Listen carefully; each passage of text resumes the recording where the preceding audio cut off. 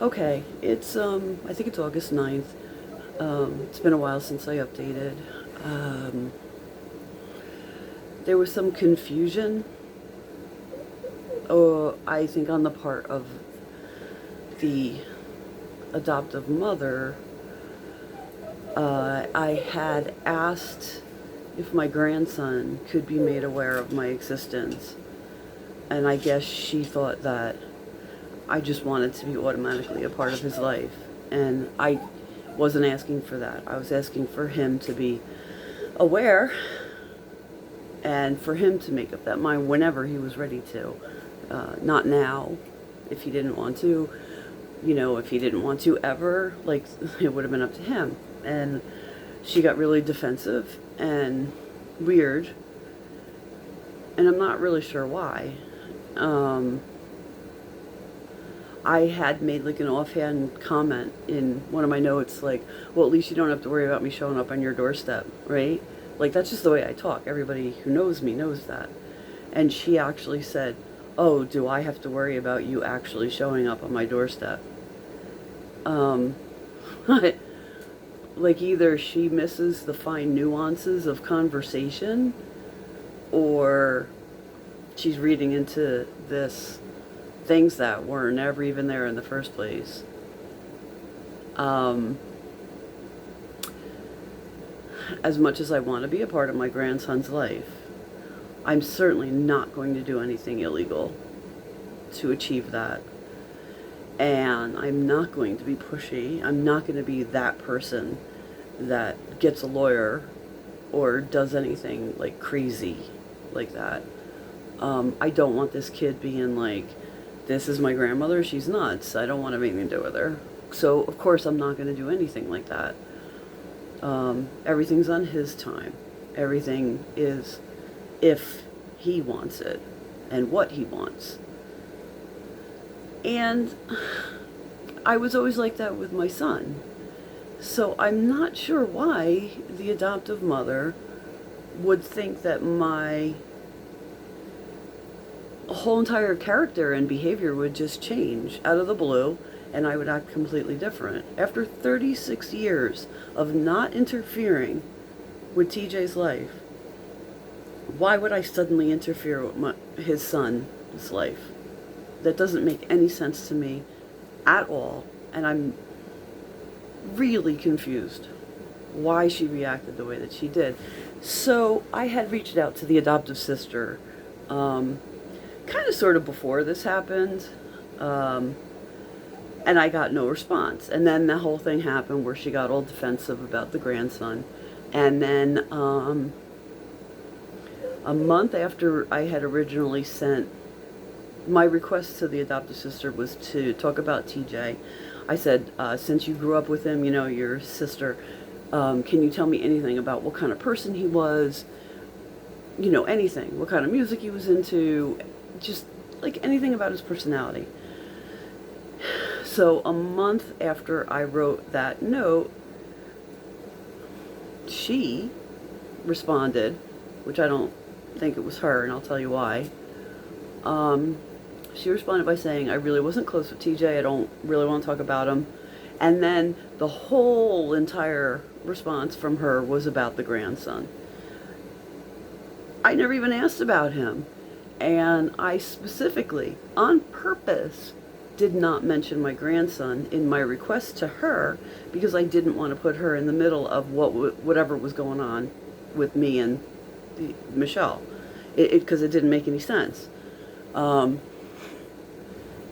It didn't make any sense what was going on, and it didn't make any sense to put anybody in the middle of it. I mean, that's her mom, so of course I wasn't going to put her in some kind of an awkward situation where I was asking about my grandson. And her whole response was about him, like the whole entire thing. And about how important it is that I don't interfere and blah, blah, blah. So that's why I don't think it was even her that responded. I think it was Michelle. I think the whole thing was written by her. It's even in her writing style. I wouldn't be surprised if she, got on the computer herself and typed this out, because it has her written all over it. And if that's the case, like, that's just another cruelty on top of everything else. That she would not even let her daughter make up her own mind, but to assume that I was going to use her daughter to get to my grandson. What kind of a person does she think I am?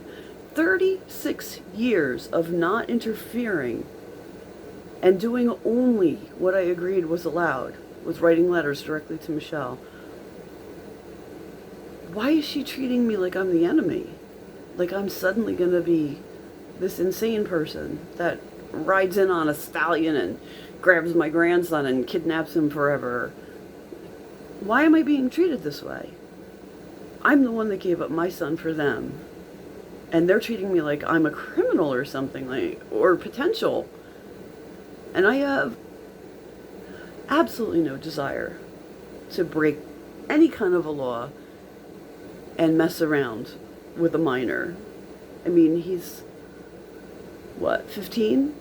Yeah, he just turned 15. My son is very close to that age. Actually, I have two sons very close to that age. And I know what it's like to be that age. And I'm watching what it's like to be a boy that age. I'm watching my boys grow up, and I wouldn't do that. I wouldn't make life harder for that kid emotionally. I just wouldn't. So I'm still trying to figure out.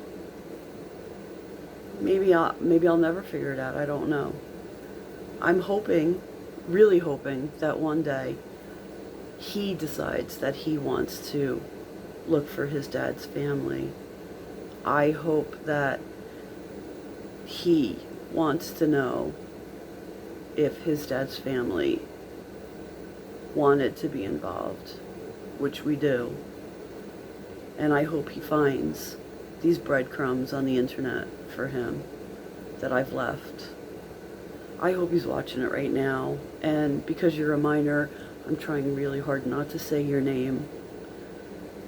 I'm not even sure if I'm allowed to or not, and just to be on the safe side, I'm not. But if you're watching this right now, please know.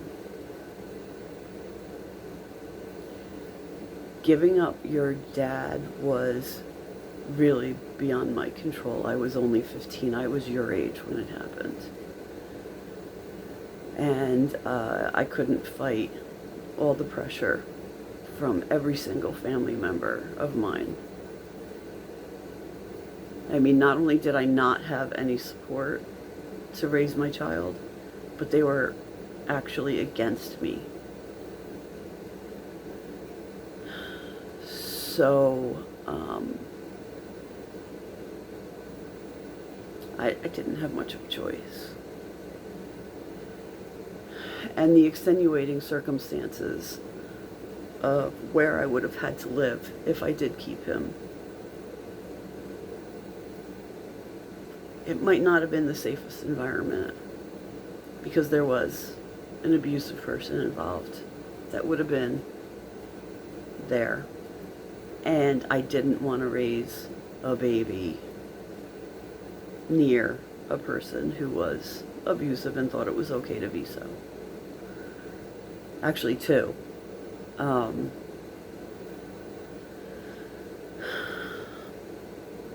Giving him up for adoption seemed to be the safest option for him.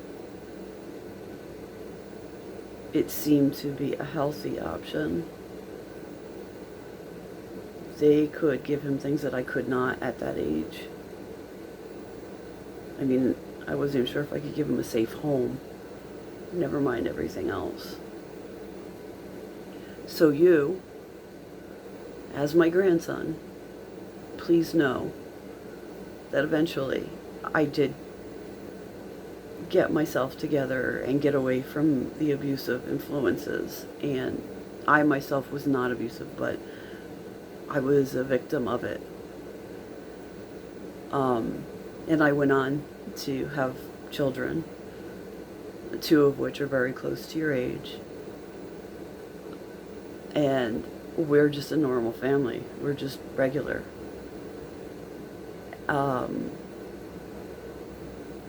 If you want to get to know us, you are so welcome in our lives. We all want to know you. But I can't be the one to reach out to you because you're a minor. And I don't want to break any laws or anything like that. I don't want to interfere with your life. I don't know if you even want me there.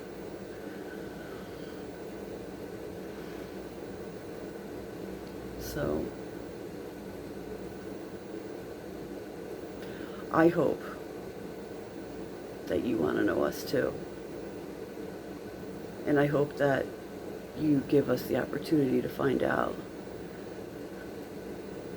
We're not the crazy people that, I don't know, apparently somebody's made me out to be, because I don't know where the idea came from that I was going to do anything nutty. Maybe, I mean, I guess you have cousins that are adopted. Maybe something happened there at some point that made Michelle feel like something like that could happen. I don't know. All I know is that I did nothing to make her think something would happen. I'm being blamed for other people's assumptions, and that's not fair. And I don't know why, and I don't even know what it is. I just know that people are assuming that I'm, I don't know, gonna break into your life or something. So that's why I made these videos. Because if you do search your dad's name, you will find them. And I wanted you to know the truth. And that is that we're not crazy. And, well, okay, maybe a little bit we are, but not in the way Michelle thinks we are. I mean, we're crazy as in we're a typical family. We're as crazy as everybody else. That's a regular family. And we definitely very much want to know you. And if you want to know us, we all want to meet you. And I really hope that you give us that chance. Whenever you're ready. If you're ever ready. And regardless, if you don't want to, or if you need a lot of time to think about it, I'll always love you. I loved your dad. And that's why I thought I was doing the best thing for him.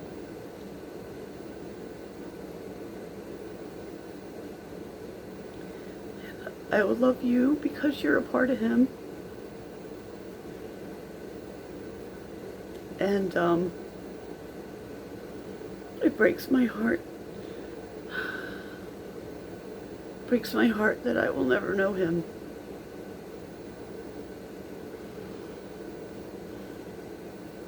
I really hope that I get the chance to know you.